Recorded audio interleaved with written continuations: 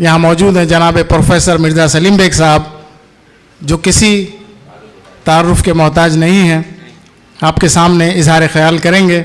जनाब professor Mirza Salim bag साहब।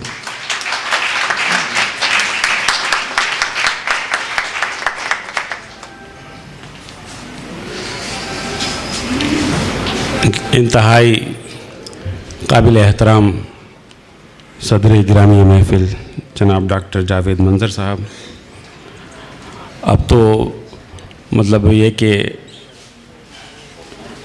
Doctor साहब की मौजूदगी एक तमानियत का एहसास दिलाती है, और जब जब हमारे हैदराबाद के दोस्तों ने उन्हें पुकारा है, उन्होंने इंतहाई मोहब्बत के साथ लब्बैक कहा है।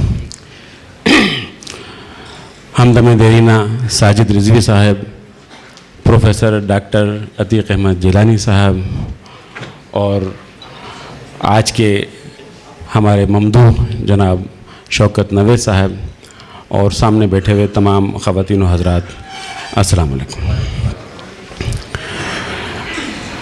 हज़रात गिरामी, आप जानते हैं कि शौकत नवेद एक हमा जहद शख्सियत के आदमी हैं।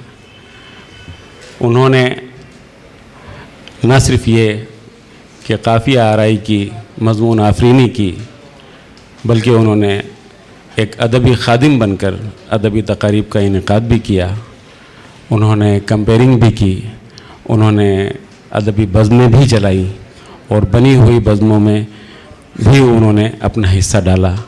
और इसके अलावा भी हमारे हैदराबाद के जो चंद ऐसी शख्सियात हैं कि जिनको कहना चाहिए कि वो इदारे की हैसियत रखते हैं, जहाँ मुब्तदी शुअरा अपना क़िबला दुरुस्त करते हैं, उन शख्सियात में भी शौकत नवेद का नाम शामिल है, और इनकी दुकान इस हवाले से बाज़ाब्ता एक इदारे की हैसियत रखती है।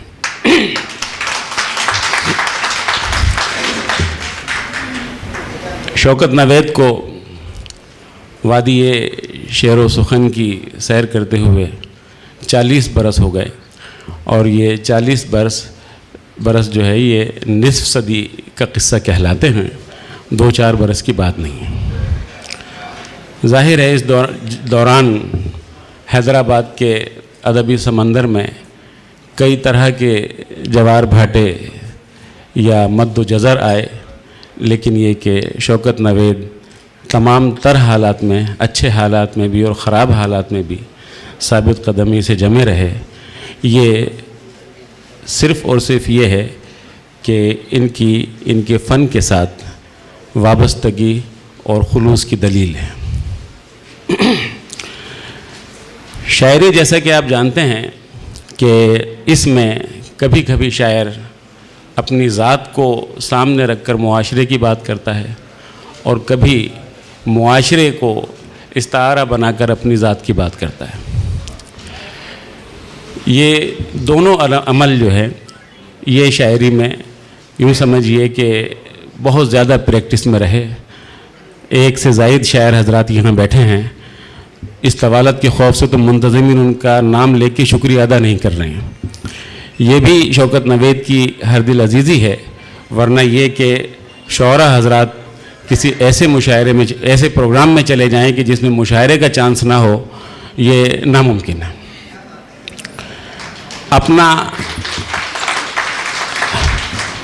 अपने चंद शेर सुनाने के लिए हमारे शायर हज़रात पता नहीं कितने शायरों के कैसे कैसे कलाम समझिए कि बर्दाश्त करते हैं, ये उनका ख़ासा है। शौकत नवेद के बारे में ज़ाहिर है कि मैंने एक तवील वक्त उनके साथ गुजारा है, और ये इतना तवील वक्त जो है किसी आदमी की तख्लीकी शख्सियत को समझने के लिए काफ़ी है। आप जानते हैं, जैसा कि अभी तज़किरा किया शाकिर जमाल साहब ने, कि उनके नाना, उनके मामू दोनों शायर थे।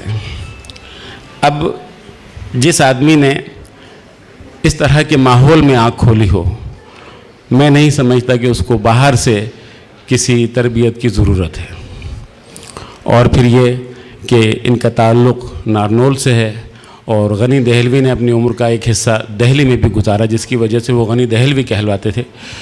تو زبان جو ہے وہ بھی ان کے گھر میں موجود تھی، اور شعر و سخن کا ماحول بھی ان کے گھر میں موجود تھا، اور جس دامن فیض سے وہ وابستہ ہوئے وہ بھی ان کے اپنے بزرگوں کا دامن تھا۔ لیکن اس کے باوجود علم کی لگن اور خوب سے خوب تر کی تلاش انہیں واجد سعیدی صاحب کے دامن فیض سے وابستہ کر گئی۔ اور آپ جانتے ہیں کہ واجد صاحب بھی ایک ہمہ جہت آدمی تھے، اور اس میں کوئی شک نہیں کہ آج اگر بزم شعر آباد ہے تو وہ واجد صاحب کے تلامذہ کے دم سے آباد ہے۔ کسی بھی مشاعرے میں اگر آپ غیر جانبدار ہو کر اور گہرائی کے ساتھ دیکھیں تو براہ راست جو ان کے شاگرد ہیں ان کی تعداد تو ہے ہی سب سے زیادہ، لیکن اس کے علاوہ ایسے لوگ بھی کہ جنہوں نے انڈائریکٹلی ان سے سیکھا ہے ان کی تعداد بھی کم نہیں ہے۔ دیکھیے حضرات گرامی، ادب میں براہ راست جو استاد ہیں وہ تو ہیں، لیکن اس کے علاوہ بھی ہر سینئر اپنے جونیئر کا استاد ہوتا ہے۔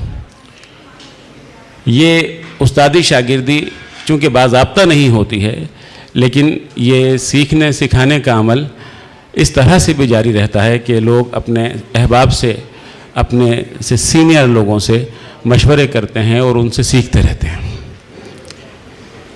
میں بھی ایک عمر سے ادب کا طالب علم ہوں، اور جانتا ہوں اس بات کو کہ اگر ہم شوکت نوید کے کلام کی جہات متعین کریں تو ایک کثیر الجہات قسم کا شاعر ہے، لیکن میں صرف یہ کہ ایک چھوٹی سی جہت کی طرف آپ کی توجہ دلانا چاہوں گا، اور وہ جہت یہاں نوشتہ دیوار بھی ہے اور میرے پاس اس غزل کا یہ شعر بھی ہے۔ چشمہ لگا، معاف کیجئے، میں پڑھنے کے معاملے میں ذرا کچھ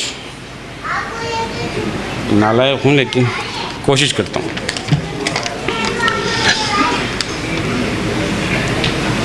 ایک جگہ فرماتے ہیں، السلام علیکم،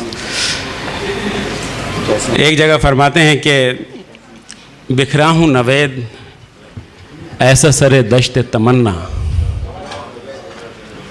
بکھرا ہوں نوید ایسا سر دشت تمنا، اب تک میری مٹھی میں میری خاک نہیں ہے۔ دیکھیے، تمنا کے حوالے سے ایک خیال مرزا غالب کا ہمارے سامنے ہے، اور اس میں وہ فرماتے ہیں کہ ہے کہاں تمنا کا دوسرا قدم یا رب، ہے کہاں تمنا کا دوسرا قدم یا رب، ہم نے دشت امکان کو ایک نقش پا پایا۔ عرض کرنے کا مقصد یہ ہے کہ شاعروں نے تمنا کے لفظ کو اتنی وسعت دی ہے کہ اگر اس میں دو جہاں بھی سما جائیں تو یہ کم ہے، اور اگر اس کو انہوں نے سکیڑنا چاہا ہے یا اس کو محدود کرنا چاہا ہے تو اتنا محدود کر دیا ہے کہ ریت کے ایک ذرے سے بھی کم۔ مرزا غالب نے ایک جگہ کہا تھا کہ جو آنکھ دجلے میں قطرہ اور قطرے میں دجلہ نہ دیکھ سکے وہ لڑکوں کا کھیل ہے، یعنی بچوں کا کھیل ہے، دیدہ بینا ہرگز نہیں ہے۔ شوکت نوید، جیسا کہ میں نے آپ سے عرض کیا تھا کہ اپنے گھر کے ہی ایک ایسے دھارے سے منسلک ہیں کہ جو تخلیق کا دھارا ہے، تو ان کے سامنے تمنا کا لفظ ایک بڑی معنویت کے ساتھ آیا ہے۔ آپ جانتے ہیں کہ زندگی کے بعض ایسے حقائق ہیں اور اسی طرح سے زندگی کی بعض ایسی آرزویں ہیں کہ جو اپنی قیمت مانگتی ہیں۔ مثال کے طور پر آپ سچ کو لے لیجئے، سچ جو ہے وہ کبھی کبھی قیمت مانگتا ہے اور اس کے بدلے میں آدمی کو اپنی جان دینی پڑتی ہے، اور ایک نہیں ہزاروں مثالیں ہمارے سامنے ہیں۔ منصور و سرمد کی مثال آپ یقیناً نہیں بھولے ہوں گے۔ اسی طرح سے تمنا بھی کوئی چھوٹی چیز نہیں ہے یہ بھی جب قربانی مانگنے پر آتی ہے تو کیا کچھ مانگ لیتی ہے، اس کا بھی اندازہ آپ کو بخوبی ہونا چاہیے۔ آپ میں سے بیشتر حضرات تخلیق کار ہیں اور اس عمل سے گزرتے ہیں۔ فیض صاحب کو جب لینن پرائز ملا تو انہوں نے اپنی تقریر میں یہی کہا کہ میں نے زندگی میں کوئی ایسا کام تو نہیں کیا کہ مجھے لینن پرائز دیا جاتا، لیکن ہاں اتنا ضرور ہے کہ میں امن کی تمنا اپنے دل میں رکھتا ہوں، امن عالم کی تمنا اپنے دل میں رکھتا ہوں۔ آپ تصور کیجئے کہ انہوں نے ایک چھوٹے سے لفظ کو کتنی وسعت دی ہے۔ شوکت نوید کہ ہاں انڈائریکٹلی بہت سارے اس تمنا کے حوالے سے ایسے شعر ملتے ہیں کہ جو اس مضمون کو کہیں سے کہیں لے جاتے ہیں۔ ایک جگہ فرماتے ہیں کہ آنے لگی ہے کوچہ قاتل سے یہ صدا، آنے لگی ہے کوچہ قاتل سے یہ صدا، مقتل میں زندگی کا طلبگار کون ہے۔ یہ تمنا کا ایک ایسا روپ ہے کہ جو ہر آدمی چاہتا ہے، ہر زندہ آدمی زندہ رہنا چاہتا ہے۔ ایک انگریزی فلم کا جملہ ہے، I don't want to die before my death, میں اپنی زندگی سے پہلے جینا چاہتا ہوں۔ اور شوکت نوید نے ایسا کر کے دکھایا اور اسی جذبے نے ان کو اپنی بیماری پر فتح دلائی۔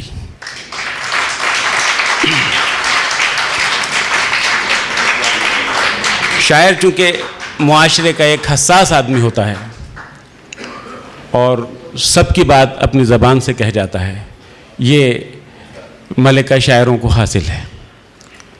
شوکت نوید بھی ایک بہت اچھے تخلیق کار ہیں اور اب تو منجھے ہوئے شاعر ہیں۔ 40 برس کی ریاضت کوئی معمولی چیز نہیں ہے، اس میں ایک سمجھیے کہ پوری عمر لگ گئی۔ ایک جگہ فرماتے ہیں، ہم خود ہی اپنی جان کے دشمن ہیں اے نوید، ہم خود ہی اپنی جان کے دشمن ہیں اے نوید، ہم دل جلوں کے در پہ آزار کون ہے۔ یعنی کوئی نہیں ہے، ان کا اپنا دل جو ہے وہی ان کے در پہ آزار ہے اور اسی میں نئی نئی آرزوئیں کل بلاتی ہیں، نئے نئے خواب ہیں جو وہاں بنے جاتے ہیں اور نئی نئی تمنائیں ہیں کہ جو وہاں سر اٹھاتی ہیں۔ شوکت نوید نے اسی پر بس نہیں کیا، ان کے ہاں میں آپ سے عرض کیا نا کہ اگر میں جہاد ہی گنوانے بیٹھ جاؤں تو بہت ساری جہاد ہیں۔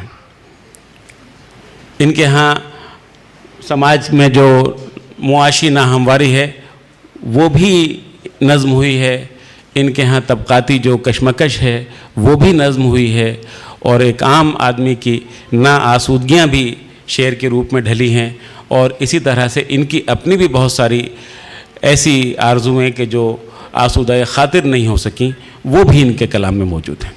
اگر میں یہ کہوں کہ ان کی اپنی زندگی کا اگر آئینہ کہلانے کا حق کسی کو ہے تو وہ ان کی شاعری کو ہے۔ آگے دیکھیے، اسی امید کے حوالے سے، اسی تمنا کے حوالے سے انہوں نے اپنے قاری کو بھی شریک کیا ہے اور اس کو اس کی کڑی سے کڑی شرائط بھی بتائی ہیں۔ ایک جگہ لکھتے ہیں، ایک دیا شب کی فصیلوں پہ اگر رکھنا تھا، سر ہتھیلی پہ سجانے کا ہنر رکھنا تھا۔ وہی میں نے آپ سے تھوڑی دیر پہلے عرض کیا تھا کہ قربانی مانگتی ہے، سچ بھی قربانی مانگتا ہے، اور سچی تمنائیں اور آرزویں اور خواب یہ بھی قربانی مانگتے ہیں۔ اسی طرح سے آدمی جب خیال کے میدان میں گھوڑا دوڑاتا ہے تو اس کی کوئی حد نہیں ہے، وہ ایک لامحدود میدان ہے، اور لامحدود میدان میں اگر گھوڑا خیال کا ہو تو اس کو بھی کسی کا غم نہیں ہے، وہ سرپٹ اپنے جذبے کی بنیاد پر دوڑتا ہے، اور جذبے میں جتنی حرارت ہے، جتنی گرمی ہے، اتنی ہی اس میں تیزی ہوتی ہے۔ اب اسی لیے لوگ کہتے ہیں کہ خواب بھی اگر دیکھنے چاہیے تو وہ کیا ہے کہ گلڑی دیکھ کر پاؤں پھیلانا چاہیے۔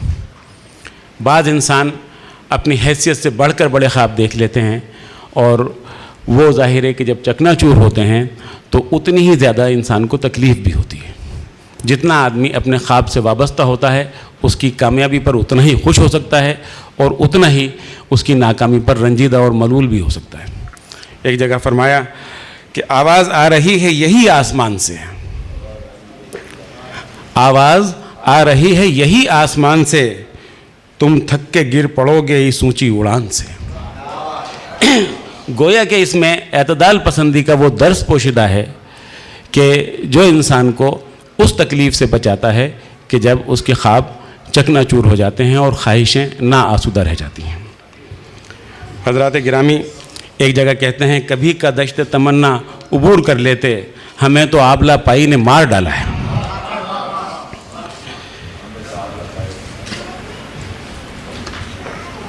ایک جگہ یہ میں نے آپ سے عرض کیا تھا نا کہ کبھی شاعر اپنی ذات کے آئینے میں معاشرے کو دیکھتا ہے اور کبھی مونولاگ کی صورت میں وہ دنیا کے تمام انسانوں سے، اگر ان کی آبادی 7 ارب ہے یا 9 ارب ہے تو 9 ارب انسانوں سے مخاطب ہوتا ہے۔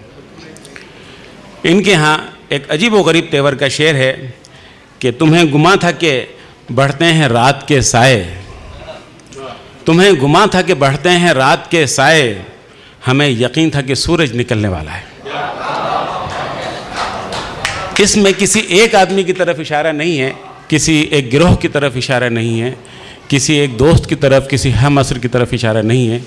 یہ ایک مونولاگ ہے جس میں کہ وہ اپنے آپ سے کہہ رہے ہیں اور اپنے آپ کو انہوں نے استعارہ بنا لیا ہے دنیا کے تمام انسانوں کا، ان انسانوں کا کہ جو پازیٹیو سوچتے ہیں، زندگی کی مثبت اقدار پر یقین رکھتے ہیں۔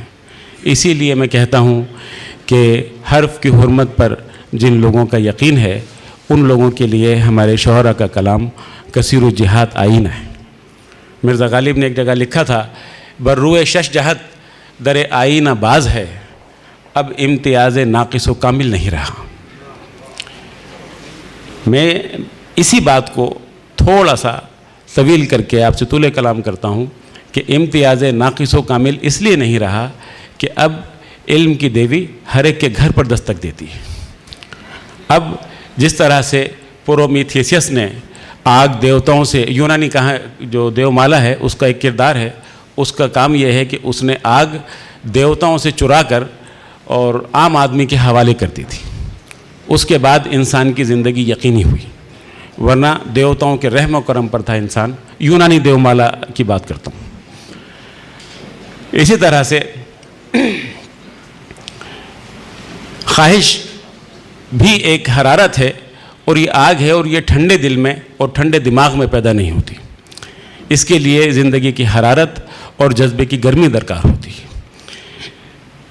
شوکت نوید نے اس کے گھوڑے کو، یعنی کہ اپنی خواہش کے گھوڑے کو، اپنی آرزو کے گھوڑے کو کبھی میدان میں کھلا چھوڑا ہے اور کبھی اس میدان خیال میں اس کی لگامیں تھام کر اس کو اپنی مرضی سے بھی چلانے کی کوشش کی ہے، اور اسی میں انہوں نے بارہا اعتدال پسندی کا درس بھی دیا ہے۔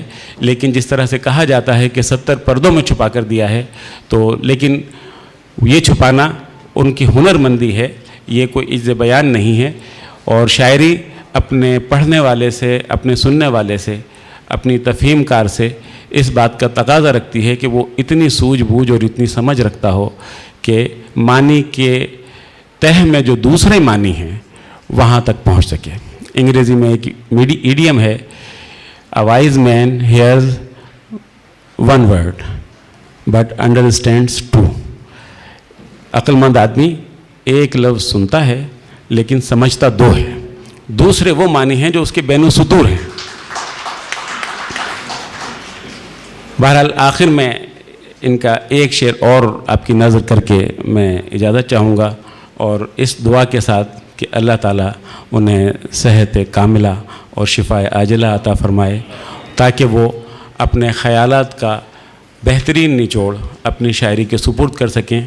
اس لیے کہ کسی بھی شاعر کی جو زندگی کے، تخلیقی زندگی کے جو ابتدائی 10-12 سال ہوتے ہیں وہ تو مشق کی نظر ہو جاتے ہیں۔ جب ریاضت میں وہ پختہ ہوتا ہے اس کے بعد سے اس کے جو خیالات ہوتے ہیں وہ یقیناً اس لائق ہوتے ہیں کہ ان میں زندگی کے معنی تلاش کیے جائیں۔